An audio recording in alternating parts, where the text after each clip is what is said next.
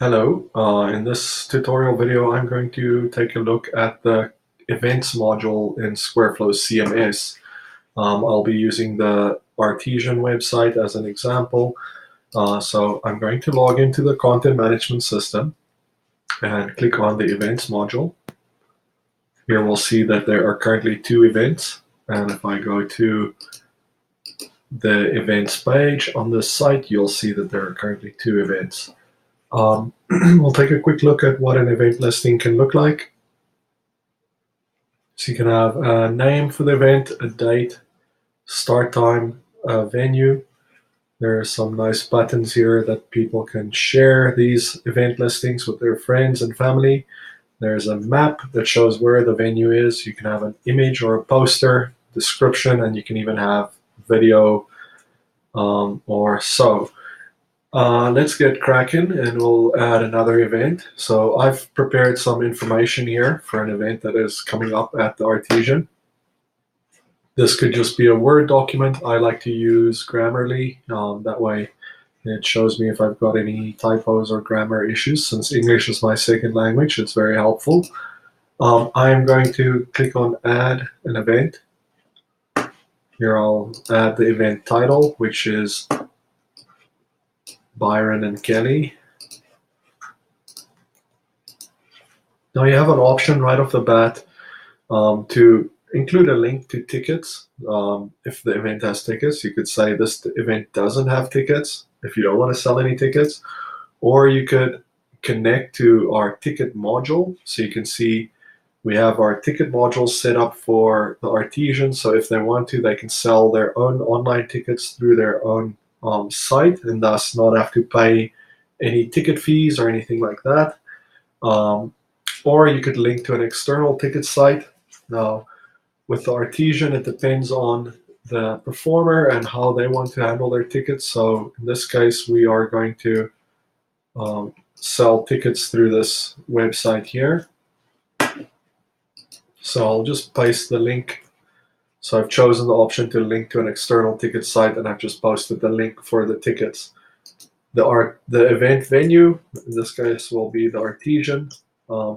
If you have multiple event venues, that would be a nice field to indicate where all your events are, but in this case, all the events will mainly be at the Artesian. So let's see, here's the address. Once you enter the address, a map will appear. You can then pinpoint that location if needed by dragging the map marker around. Next, you'll add your main image, and if you remember the blog module, if you've watched that video, this is exactly the same. You need a main image or a primary image. So there's my image. This could also be a poster. And then I've got my event date. So in this case, I think it is actually April the 14th.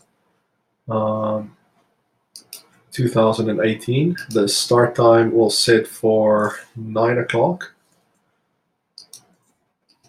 p.m. You can set an end date if you want. So if it's a multi-day event, or if you just want to specify an end time, you just need to specify end date. You can also set this event, if you need it, as a reoccurring event. So for example, if this was a weekly event happening every Tuesday, you can do that. You say it happens on all Tuesdays, or only the first Tuesday of every month, the second Tuesday, the third, the fourth, the fifth, etc. But this is a one-time event, so I'm going to turn that option off.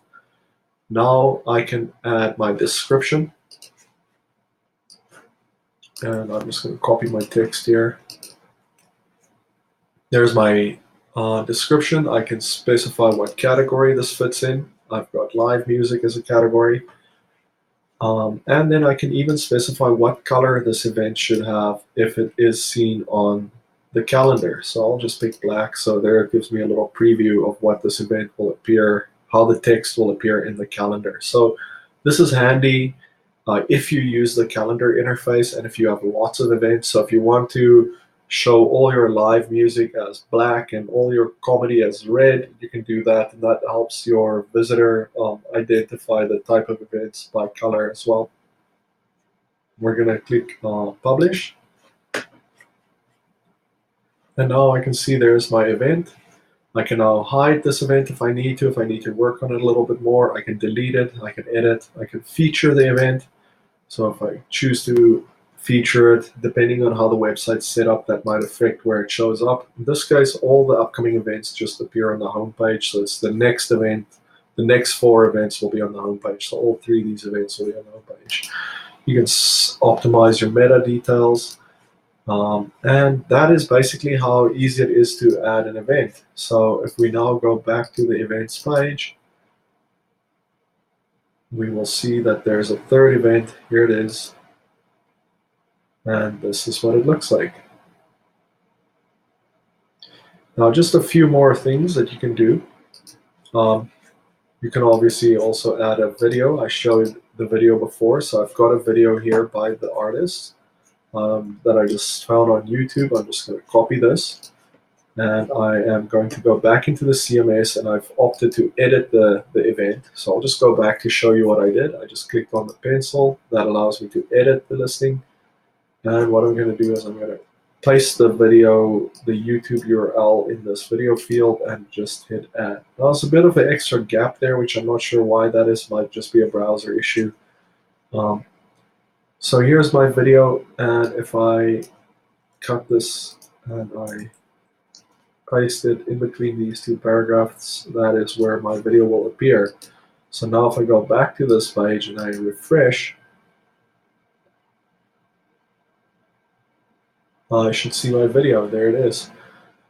And let's just wait for the map to load. There we go. There's my tickets link. You could obviously also include a link in the description, but let's test that link and just see where it goes, and I'll just copy it while we're here. Yep, so that is good. It goes to the event page. And then what we shall do over here, go back into the event and just make sure that people know where to find tickets. So what I'm actually going to do is I'll kind of show a different module as well that is relevant now. I'll use the buttons module. I'm going to make a button to just say buy tickets, and I'm going to just identify this button. This is for the Byron and Kelly show. Okay, and I'll just say here buy tickets or find tickets, and I'm going to set this to be nice big blue button like that. I will show an icon. I'm going to go here and just see if there's something that is ticket related. There's a ticket icon, and what I'm going to do is I'm going to link it to this ticket page, and I'm going to say open up in a new window. So now I've got a new button created. There it is, and what I should have done, I forgot to do, is I should just grab this little tag here,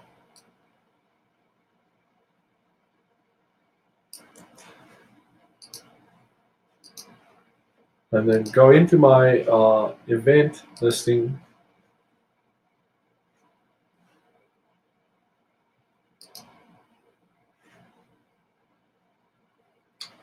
and I will just post this button below here. So there will now be a button that appears below here. I can also insert via this little button icon here. So if I want, I can pick the find tickets. But the reason why I like to copy that, the slug that I've got there, is because I could potentially have multiple find tickets buttons.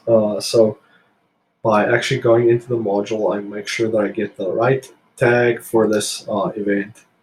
And now I just hit publish. And I go to the website, and I'm just going to refresh the page.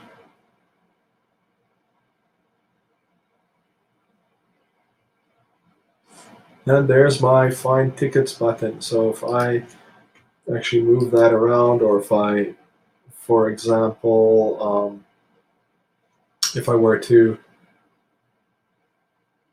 actually take this and place it maybe above the video, and then go back into the buttons module, find that button, here it is, and set it to be full width.